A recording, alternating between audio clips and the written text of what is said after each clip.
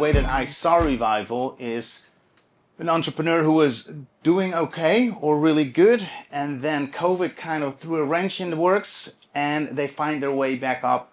And she got me in touch with today's speaker, Alison, and she did exactly that. So I'm very excited to invite Alison. I want to introduce her, and I want to ask you to give her a big round of applause. Give it up for Alison Chan.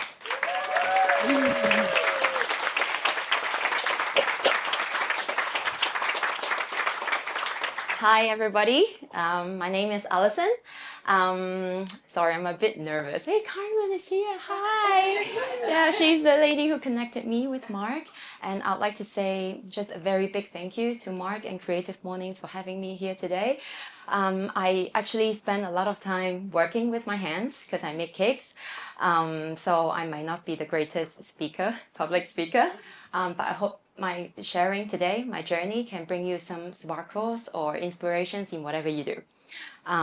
So I have my notes here, if you don't mind. So what do I do? I thought for a long time, how do I explain? But I thought that it would be easier to show you with a video, then you'll understand what I do. So this is a video that 9gag, one of Hong Kong's, the world's largest meme platforms, they posted. So I specialize in making these hyper-realistic cakes that look so much like real objects that you think they are the real objects. So they probably could fool your eyes, and I make the cakes. I sit by the pool. You might get captivated when I bite into the slippers and show you it's a red velvet cake. And I filmed most of my videos with my then partner. We made all the illusion cakes together, and then we filmed them, and then we posted them. Yeah. Yeah, so this is the siu mai cake, the siu mai itself, and also the bamboo steam basket. They are also cakes. So they are just chocolate cakes. You probably have seen Is It Cake on Netflix? Yeah, so I'm doing something like that. So during COVID times, these videos of ours went viral on social media because it was posted by 9gag, and then many other small social media platforms, they also reposted it because they are quite big. So other smaller platforms, they would follow through, and that's how it snowballed into a very big exposure that we could ever dreamed of. You know, at the beginning when we were making these videos, we had no intention in whatsoever because during COVID times, everything was canceled, right? So like many other businesses, but we couldn't just, you know, stand there and sit on the sofa, watch Netflix, right? So we thought about something, and why don't we just spend some time, try to make these cakes, film a video, since everybody was at home scrolling through their phones, everybody was working from home, let's try. And then we made it. So this is the kind of thing that I do. Then secondly, I would like to show you, this is the proudest work I've ever done in my career, probably, as a cake artist. And I made it last November. So all the oak wood, it's a baby shoe cabinet cake. So all the oak wood shelvings and 7 pairs of shoes you're looking at, they are all cakes. I spent 2 weeks making this piece. And I brought this piece of work from Hong Kong, from my bakery, to the UK for a competition. Yeah, it was a horrible journey. Very, very scary. There were a lot of times when I thought this cake wouldn't make it because of the turbulence, how it would topple over. And they made me put it in the luggage big cabinet where there were no belts attached. So if there is a big turbulence, my trip is ruined. So, and also my effort. The cake would be, you know, totally gone. But I made it, and also I won a gold prize for it. So I was, thank you. I was very, very happy about this project.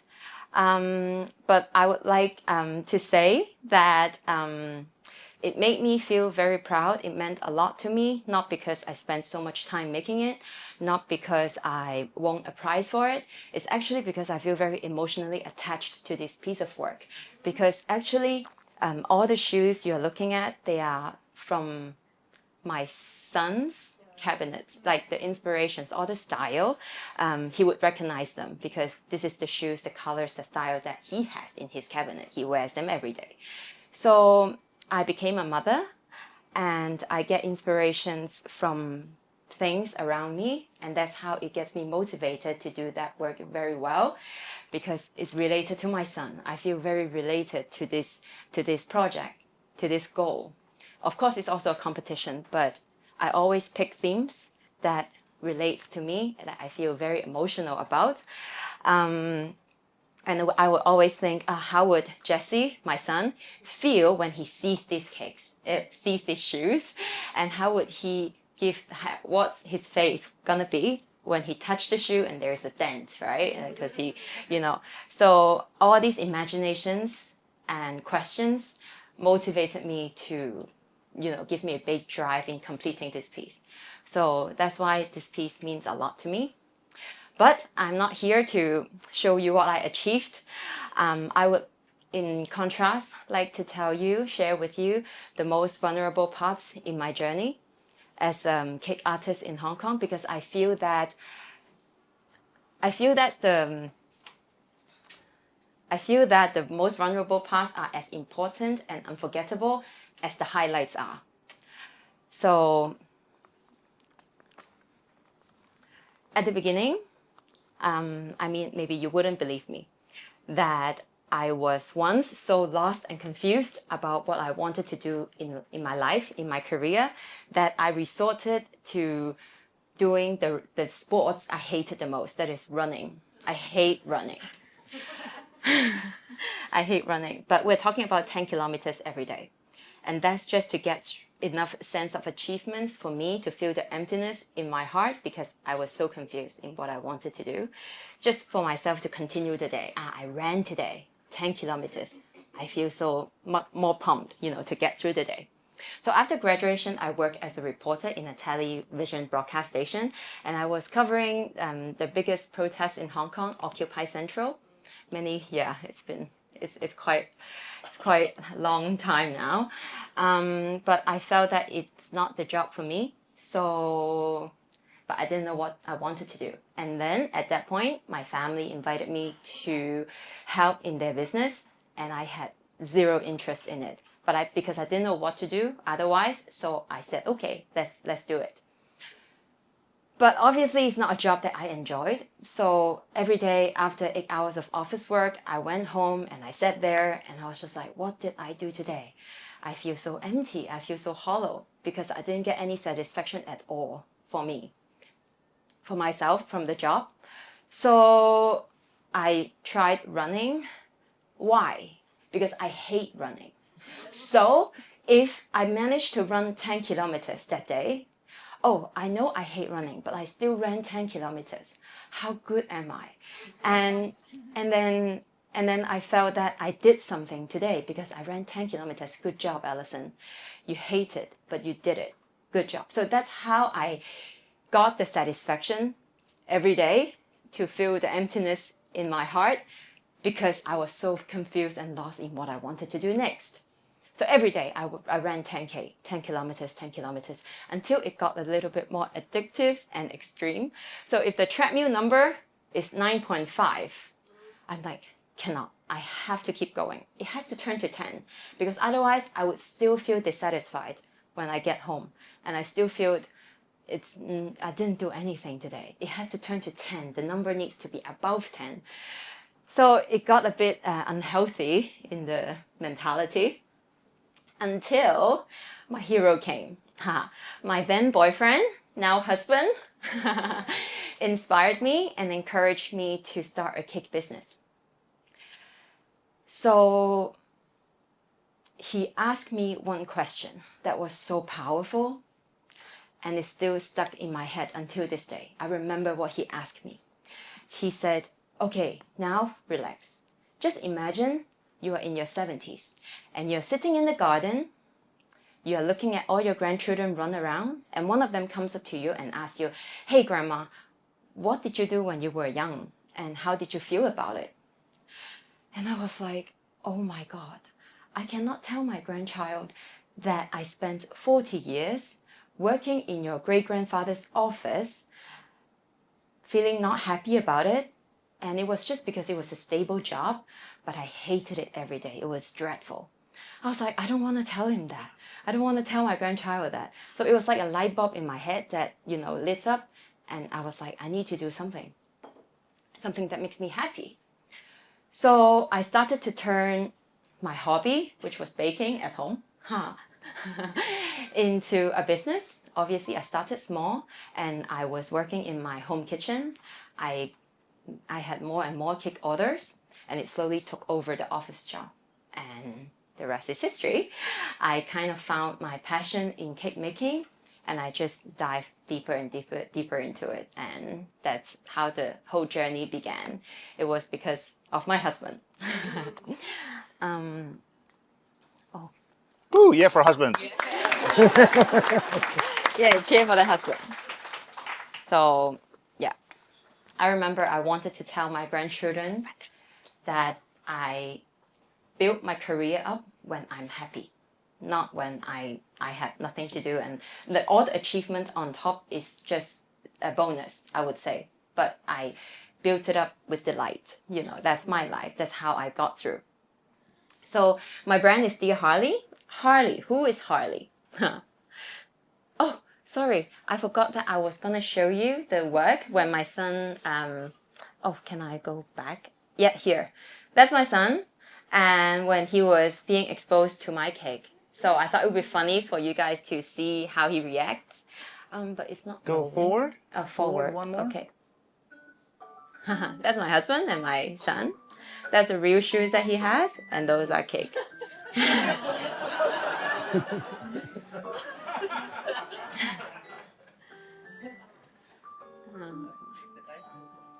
He was 1 year old. Yeah.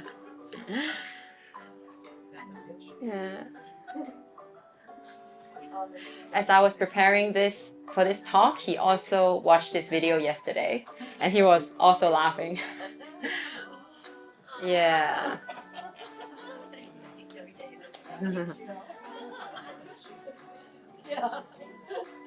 Yeah. So that's how he destroyed my cake. Yeah.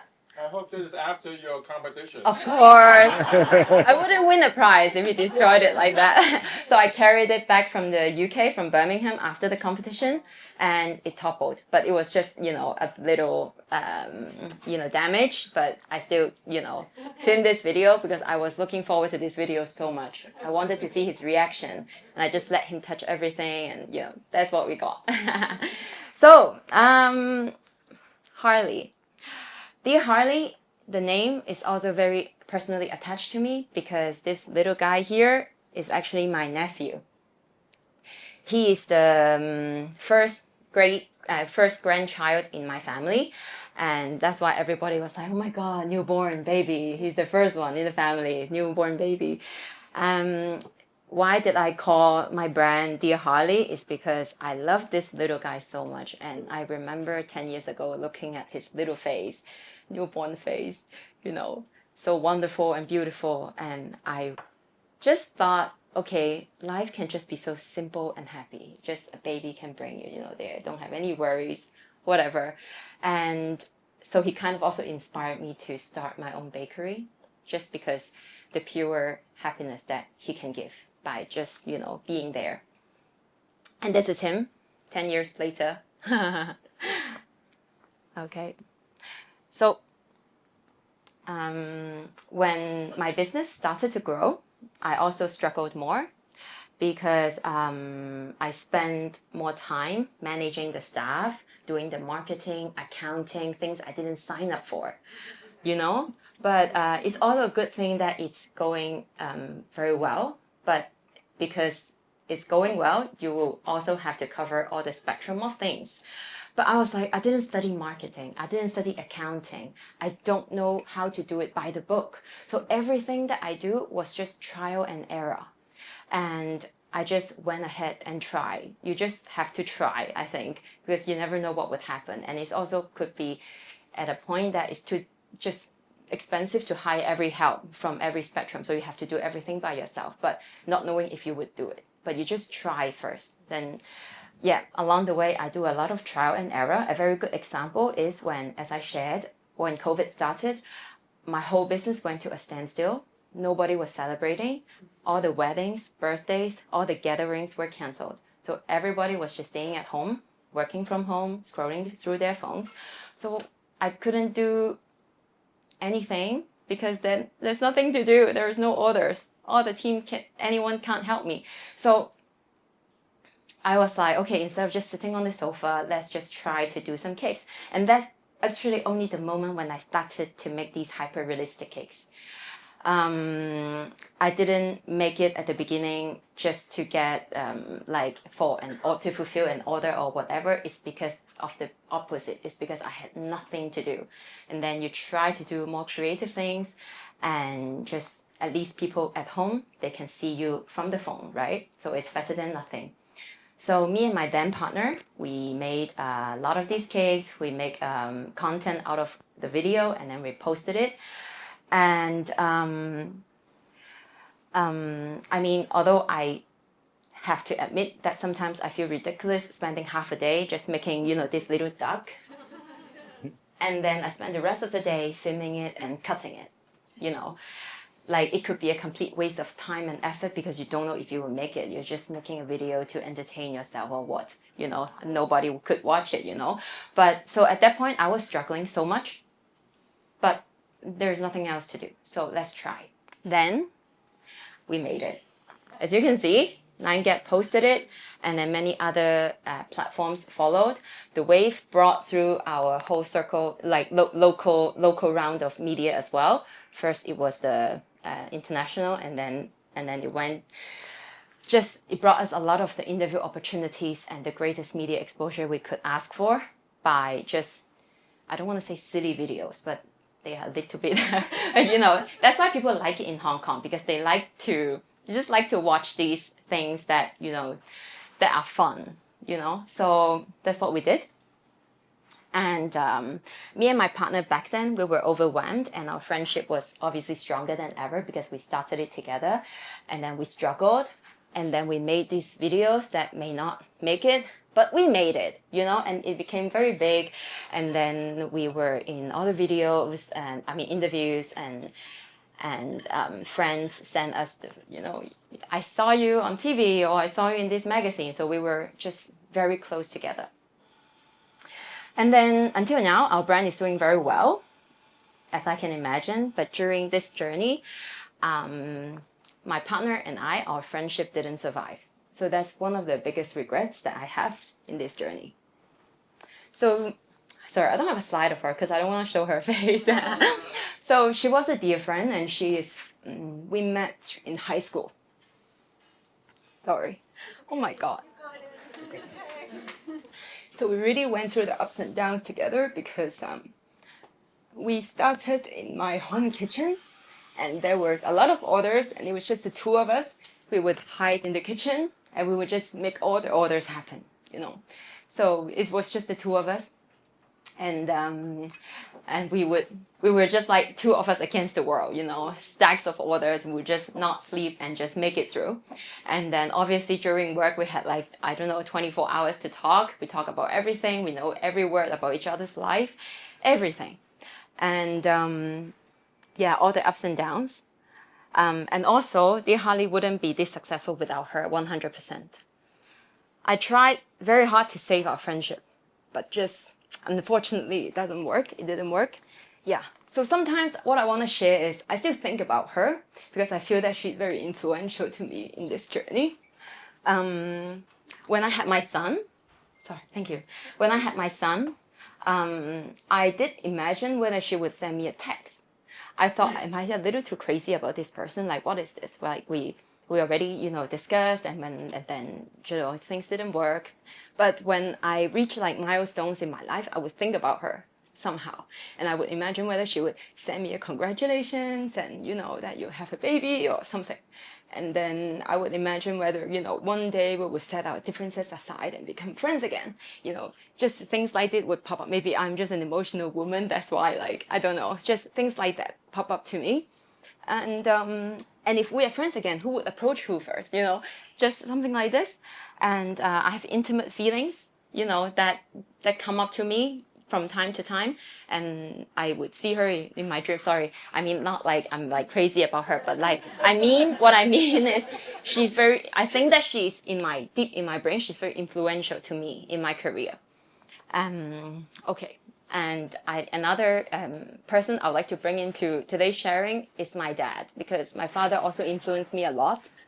His story is actually very legendary and one of a kind. I said I have to share it because he also really gave me a very deep influence. He is from mainland China, and he's actually from a very poor family. He's the eldest of 4, and they are as poor as they didn't have enough to eat, in the small villages in China. And he stopped going to school since primary 2 or 3, so he didn't speak any English or Cantonese. But because he's the biggest brother, so he decided that I have to come to Hong Kong for more job opportunities so I can support my family back at home. And I don't know if you know, back in the 70s or 80s, all the illegal immigrants, when they come to Hong Kong, no matter what way do you use, as long as you manage to arrive physically to any police stations in Hong Kong, then you have a valid permit to stay. So that's what he did. He swam across the border and then hid in places and then find the moment to run to the police station. And he made it for registration. So that's how he got to Hong Kong. And then his uncle in Hong Kong gave him a job. He worked in the Yau Ma Tei fruit market as a hard labor for 10 years. So I was 10 years of hard work, hard labor work. Who on earth does that anymore right now, right? And how did he pull through? I cannot imagine. 2 minutes. Oh, 2 minutes only. Okay, sorry. And then a boss spotted the potential in him and made him partner in the fruit shop. He made his way up and became a very successful businessman. He always said, if I had known English, I would make so much more money. So I respect that with the limited amount of education he received, he gave all his sweat and blood just to wait for one single opportunity when he can glow and shine. And then he did it. I respect that he treats everybody with so much generosity and kindness that people just remember him at the end of the day. He's the guy, So I learned a lot from him, especially from his humble beginnings. Sometimes I compare myself to him and I was like, how did he make it? I have all these tools, I have all the support from the family, just all the help from AI, and then how did he make it? Money is so important to him. But of course, right, I understand because that guy didn't have enough to eat when he was young, right? But if you tell him, money cannot buy happiness, he would be like, without money, you have no happiness. Period. So sometimes I would argue with him how I would not like to scale my business because I just like to spend 10 hours in making one creative cake. I just like the sugar art side of it. That's what I do. I don't want to take quantitative big orders where margins are lower and then this less interesting to make, obviously, than my creative cakes. And then he always wanted me to scale it up.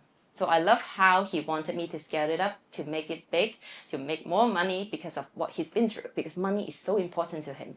But for me, I have my own priorities. I want to spend more time with my kids now. I want to make it small because I can control it. And also it's my passion to make the sugar art, which is very time consuming and it's very difficult to scale it up. So this is also one of the struggles that I had during my journey. So, but my dad still let me do my thing. And once it gets a bit, bigger, that, you know, he sees that I'm on the magazine, and then his friends send him a link that shows me, you know, cut the cake, and they were covering our stories. And then I made a cake for Karina Loud and Joe and Anita Yoon, you know, just the celebrities that he knows. And I was also invited to the Is It Cake show, actually, but yeah, unfortunately I didn't go. And then, you know, he saw that I was included in the Prestige 40 and the 40. Then he also attended my illusion cake exhibitions from K11 Museum. So all these events and things kind of convinced him that I'm doing a good job, even though it might not be a million dollar empire. So yeah, that's the cake illusion cake exhibition that was organized in K11 Museum. So this is now my studio. We are in Leipzig, and we host a lot of baking classes, doing a lot of cake orders, and we do a lot of baking parties as well. So this is the space where I make all of my cakes now.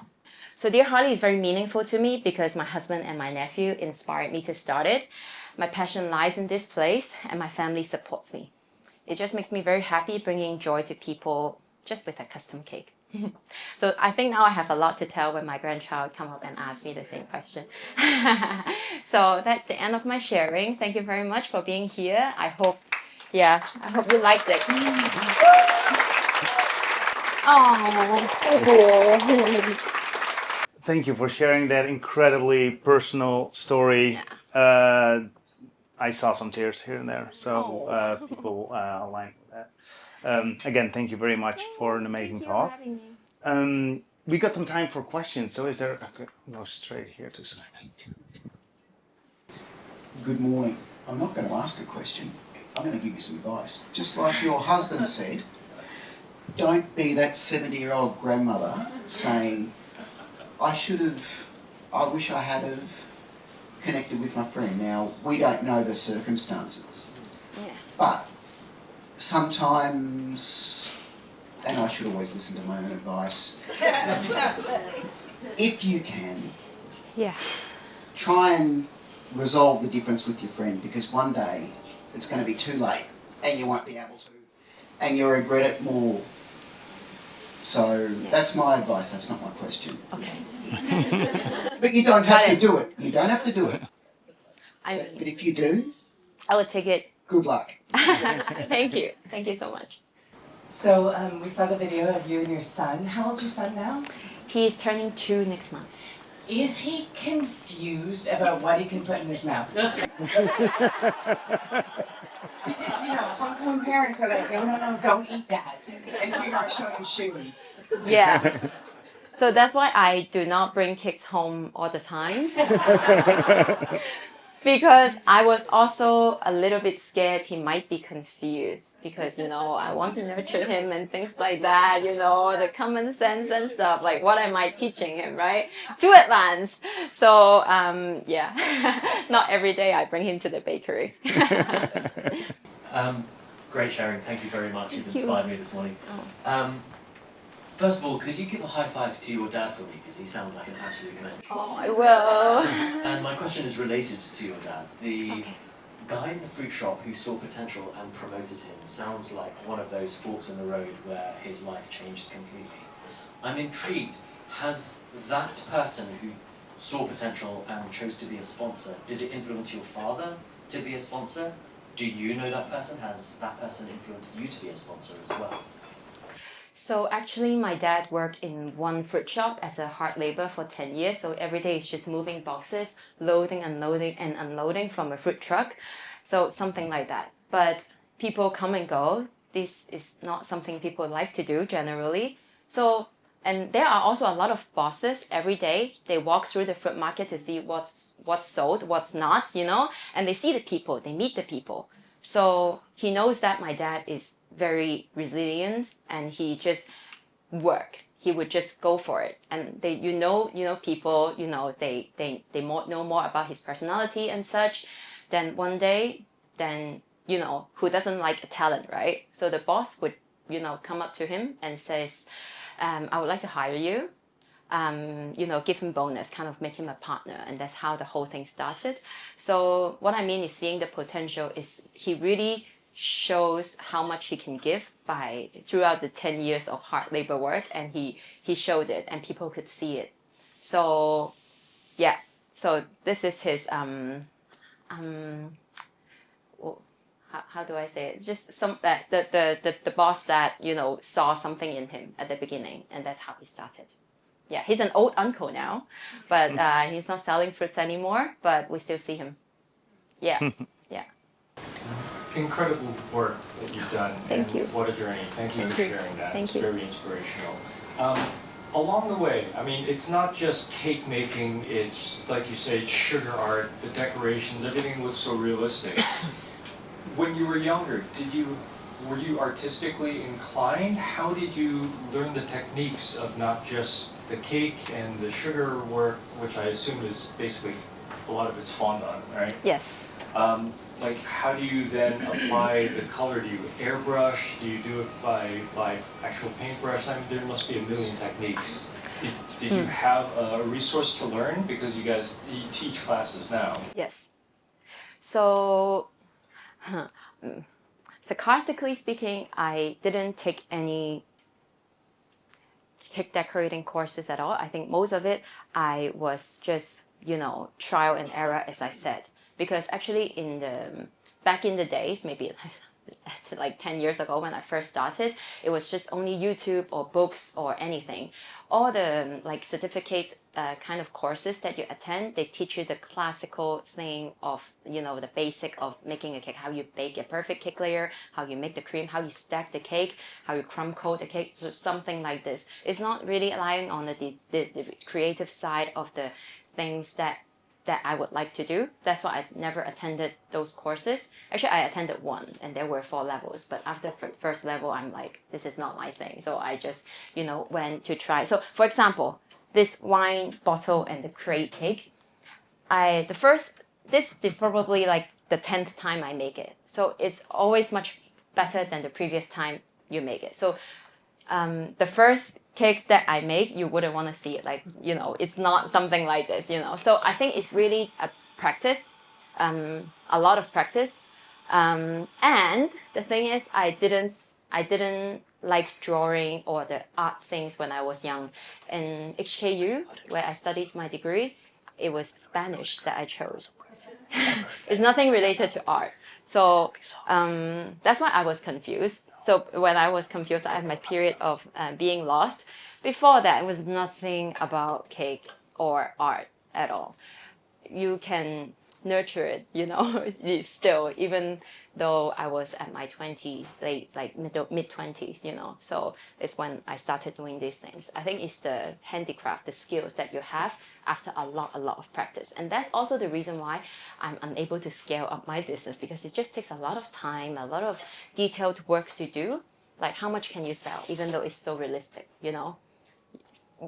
So something like that. But it's where my passion lies. I mean, it's quite expensive for one cake, but can you make 10 in one day? You can't. You can't make the production happen. So yeah, but that's also the beautiful side of art. And I'm sure a lot of you here understand, because a lot of you are in creatives. You spend a lot of time doing your work and doing the art side of things. And it always makes us struggle to balance the income with the quality of work that we can do. So I think that's also a very realistic point to share with you, that I am still going through that, So, but I think that once I saw my real priorities in life, now I have a family, I have a business, I make a balance, and I'm happy. Before I wasn't. I was like, I need to make money and I want to do it better, what do I do, I went through that phase too. So, yeah. Ladies and gentlemen, big round of applause for Alison Chan.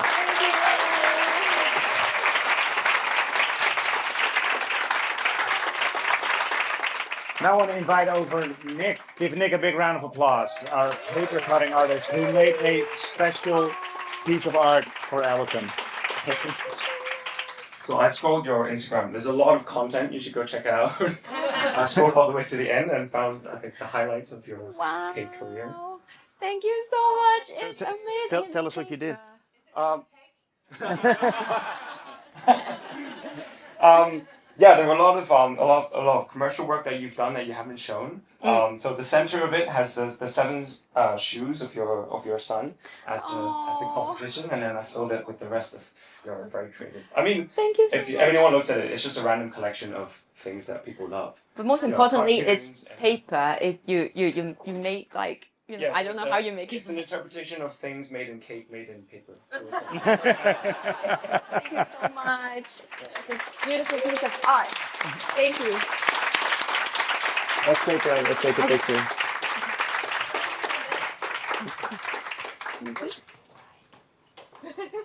All right, 1, 2.